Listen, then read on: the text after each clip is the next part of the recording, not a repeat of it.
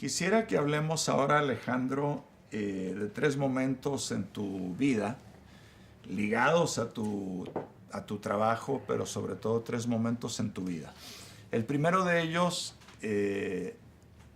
tu trabajo durante el gobierno de Salvador Allende y la Unidad Popular. Tú empiezas trabajando en el gabinete del entonces ministro de Economía, Pedro Buscovich. Correcto. Cuéntanos. En ese gabinete había un equipo de asesores y obviamente Buscovich se había enfrentado a la salida producto del desastre que su política había producido en materia de desabastecimiento y presiones inflacionarias, y es reemplazado por Carlos Matus, que mantiene, digamos, este gabinete. Y dentro del gabinete me tocan a mí, digamos, ver algunos de los problemas que estaban surgiendo en todas partes, problemas de abastecimiento. Entre otros, digamos, estaba mirando lo que estaba pasando con el trigo, y que era evidente que había un 10% más de disponibilidad de trigo y no había pan. Entonces era evidente que la magnitud del mercado negro era tal que era imposible imponerse por la vía puramente policial u otra a este asunto. Y entonces el gobierno decide, en medio ya, digamos, creo ahí a gabinetes militares, decide agarrar el tema del abastecimiento como un tema en sí mismo y nombra al general Bachelet como responsable del abastecimiento después de un debate entre partidos muy complejo. El general Bachelet, padre de la actual presidenta, exactamente, y entonces era un general de la Fuerza Aérea, tenía experiencias en las cosas administrativas y de ese tipo, y entonces le dan el cargo. Él viene con su equipo, viene el capitán Vergara, que era un economista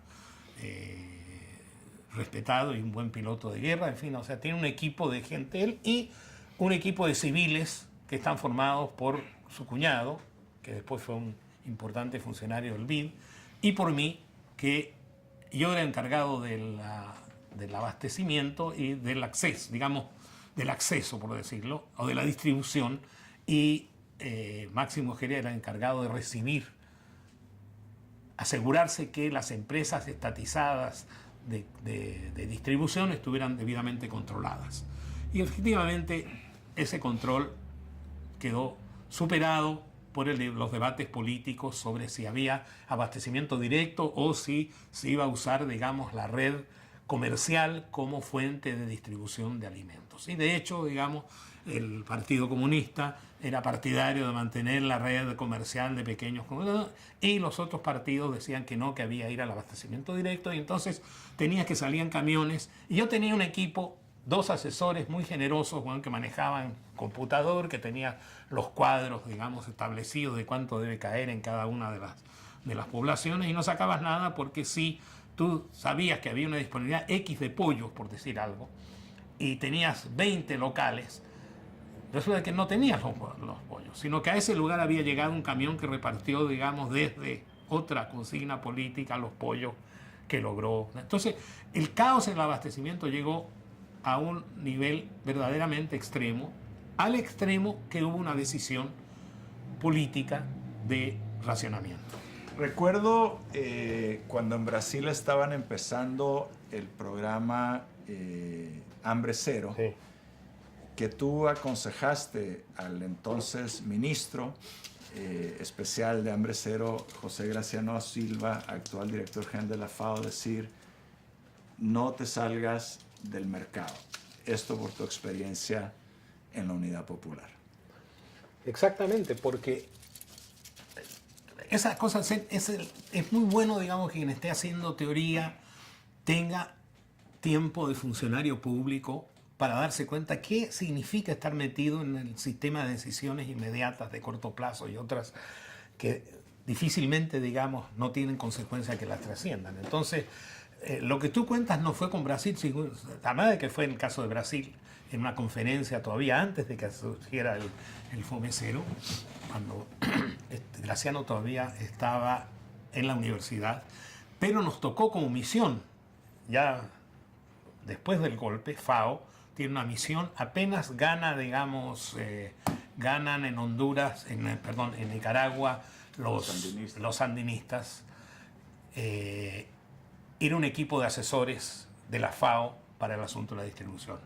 Y lo impresionante era que yo era un gallo del grupo, paradójicamente los que éramos más de izquierda por nuestra formación ideológica, éramos los más recalcitrantes de que respetaran, digamos, el mercado hasta que no pudieran dominarlo. O sea, mientras tú no tienes, digamos, capacidad de actuar sobre el mercado, es mejor que respetes su dinámica.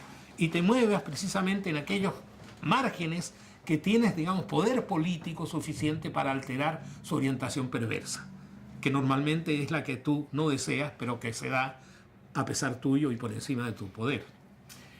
Otro momento de tu carrera es en CEPAL, en la unidad agrícola en CEPAL. Te vinculas a Fernando Fansilver y todo este esfuerzo que se hace a fines de los años 80 por construir una respuesta desde América Latina al consenso de Washington. Háblanos de ese momento. Claro, yo creo que ahí, bueno, Fernando Fansilver juega, digamos, un papel que tiene una muere, digamos, muy prematuramente y está reconocido con una de las salas de juntas que está ahí. Porque Fernando Fansilver lo que hace, a partir de su trabajo clásico, digamos, que es el casillero vacío y la caja negra y el casillero vacío, la caja negra de la tecnología, el casillero vacío sobre la capacidad de los países de hacer crecimiento con distribución, y muestra claramente, digamos, de que América Latina es un casillero vacío de países. Hay algunos que lograron crecimiento, otros que lograron distribuir bien, pero no había nadie, y muestra, digamos, que el casillero lleno está hecho por el mundo más heterogéneo de países. Entonces, primera, digamos, constatación es que la receta institucional del que llamaron después como Washington Consensus, entonces todavía no ha sido bautizado como tal, pero lo que era entonces el Washington Consensus, que era la consigna neoliberal, digamos, que estaba cubriendo el mundo desde Thatcher y Reagan, aparece, digamos, este documento que muestra punto por punto, primero, que la institucionalidad es muy específica de los países. Son construcciones que los países hacen a partir de su propia idiosincrasia, pero que a partir de estas discusiones consiguen 11 o 12 condiciones, que es la que explica la emergencia de estos llamados GAICs, o sea, países de industrialización tardía, porque estamos hablando de los que en los 70 empiezan a despegarse, de industrialización tardía, que sin embargo pudieron distribuir bien y crecieron. Y entonces toma casos y muestra, digamos, todos estos atributos, mostrando exactamente de que es en esa línea, con el eje, yo diría, de política industrial, en torno a la cual las dinámicas de estos países se construyeron y permitieron entregar lo que entregaron. Tanto es así que a la muerte de Fernando, en el Congreso hay una celebración, digamos, un homenaje a él, muy sorprendente, porque su homenaje viene desde todos los corrientes políticos, desde la derecha, el centro, la izquierda, todos, digamos, pero nadie percibiendo de que lo que tenían era el primer manifiesto más contundente contra el neoliberalismo que emerge, digamos, en América Latina. Y en CEPAL se fue perdiendo relativamente al principio, solo creo que en los últimos años, ahora que la desigualdad toma, digamos, peso, ha sido rescatado parte. Pero en nuestro caso, digamos, cuando empezamos a ver el asunto de desarrollo territorial rural, uno de los pilares era esta idea de transformación productiva con equidad. Es el pilar donde se construyó el asunto. Entonces de ahí viene, digamos, el peso de Fansilver. Ahora, Fernando miraba mi cosa agraria con mucho desprecio, pero yo sí le metí el contrabando de decirle que en esos países además habían estructuras agrarias homogéneas. Y esas estructuras homogéneas fueron muy decisivas para que la naturaleza de la industrialización fuera la que fue y no del tipo de industrialización trunca, como decía Fernando, y por lo tanto tenía otro término, no solo trunca, sino falsa o sí, espuria de América Latina. Finalmente, Alejandro, tú en Rimis te encuentras con Manuel Chiriboga, a quien ya conocías, pero ustedes dos hacen una pareja extraordinaria en esta organización y tremendamente fructífera. Cuéntanos de tu relación con Manuel. Mira, yo a Manuel lo conocí, no quiero decir las fechas, porque además él tenía por lo menos 10 años menos que yo o algo así. Pero lo conocí cuando en uno de mis viajes a Chile, de México, me tocaba, era una reunión de agraristas que fue muy famosa porque se reunieron todos los viejos agraristas de América Latina y otros que ya no lo son. Y él hizo una presentación en el estilo de él, lento, muy... Y me tocó comentarla.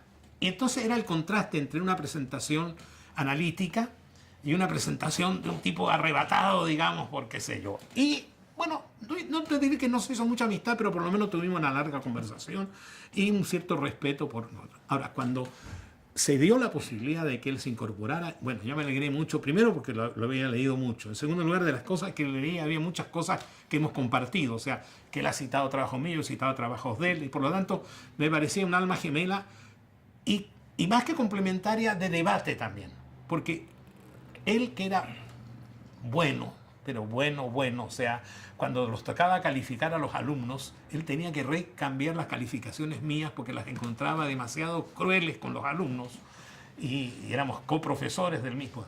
Pero sí me acuerdo que la discusión al final que se integró en ese trabajo que escribimos juntos era esta visión de él que estaba más cargada, esto es una exageración, al small is beautiful y yo al big is powerful, digamos, ese es el tipo de comunión que teníamos.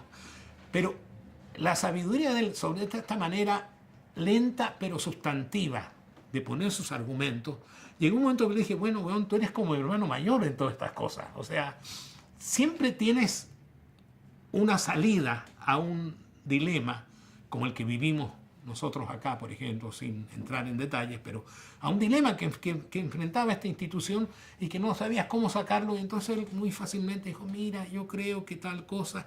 Y ahí se vio la salida, un poco forzada, pero se vio la salida al problema que estaba enfrentando la organización por un análisis, yo diría, más profundo de la institución y de las personalidades de la gente. Y por eso, digamos, cuando él escribe su último, lo que él llama su última nota, yo digo, mira, yo parto por lo menos para conversar con él. Y fue muy afortunado haber llegado por dos razones. Primero, porque pude estar solo con él antes que llegara la avalancha de gente, digamos. Y lo hice reír, lo cual, digamos, no es raro en mí, digamos, haberlo hecho reír porque no le tomo el pelo y se río. Y entonces yo salí. ¿Cómo salí? Perdona que cuente el detalle, pero Amarilis, muy consciente de que yo no había almorzado y venía recién llegado, manda a alguien para que me lleve a almorzar. Al regreso, ya la sala de espera se llenó de gente. Y en ese momento el hospital se llenó de gente y entonces no pude ir porque Manuel pidió que yo fuera antes de que lo trasladaran a la última revisión. Pidió que fuera, entonces, aunque sea a verlo nomás ya cuando estaba dormido y de ahí ya no lo vi más. Pero él con su familia, pero sobre todo como persona, dije, mira, Manuel, tú eres mi hermano mayor, bueno, o sea, en materia, digamos, de sociabilidad, de relación con terceros, él no metía la pata. O sea, tú notabas que quiénes eran sus enemigos, porque hasta sus enemigos, digamos, le debe haber costado trabajo reconocerse como enemigos, porque él fue un crítico permanente y sistemático del gobierno de Correa, y sin embargo, su estilo de crítica siempre parecía más bien una cosa como constructiva en una tendencia general del país. Y en ese sentido tenía una madurez desconcertante. Gracias.